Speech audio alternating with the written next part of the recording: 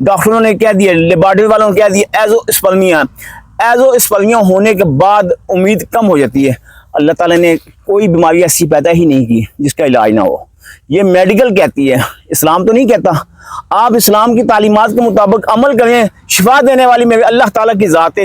بسم اللہ الرحمن الرحیم، السلام علیکم، میں حکیم نور احمد چودھری۔ مردانہ بانجھ پن سے نجات حاصل کریں، ایک ایسا نسخہ، ایسا تحفہ دل سے کی گہرائی سے میں آپ کو بتا رہا ہوں۔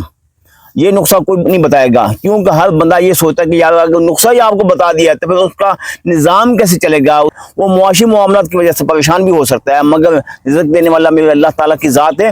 آپ یہ نسخہ نوٹ فرما لیں۔ جو لوگ مردانہ بانجھ پن کی وجہ سے پریشان ہیں، بہت سارے نسخے، بہت سارے علاج استعمال کر چکے ہیں، فائدہ نہیں ہو رہا، یقین جانیے ایک ایسا طریقہ آپ کو بتانے جا رہا ہوں۔ یہ آپ دیکھ سکتے ہیں، موسم بہار ہے، پیپل کے پتے نکل رہے ہیں، یہ دیکھیں پیپل کا پتا نرم کونپلیں، یہ دیکھیے بالکل نرم کونپلیں۔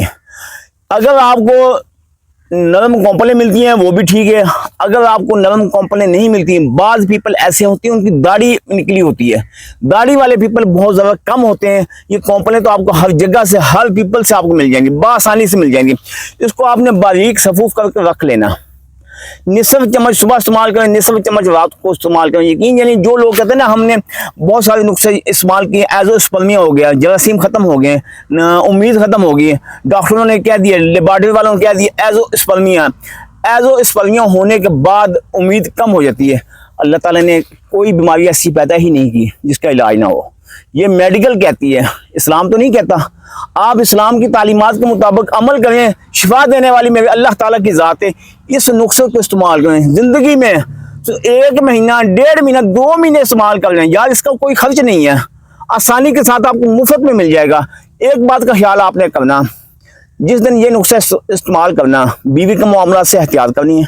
اگر معدے میں گیس ہے، قبض ہے، تذابیت ہے، کسی بھی قریبی میڈیکل سٹور سے، پنسال کی دکان سے، حکیم کی دکان سے پھکی معدے کے لازماً استعمال کریں۔ اس پھکی کو اگر آپ استعمال کریں تو معدے کے متعلقہ نقائص ختم ہو جائیں گے۔